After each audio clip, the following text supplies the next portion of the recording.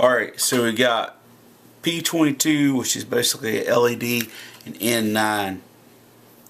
This is an easy one as long as you're paying attention to how this gripper's laying.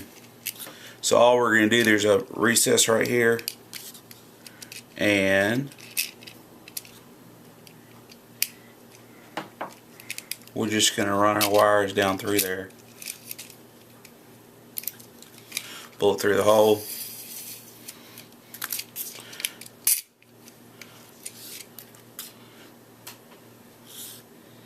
And then this N9 holds it in there.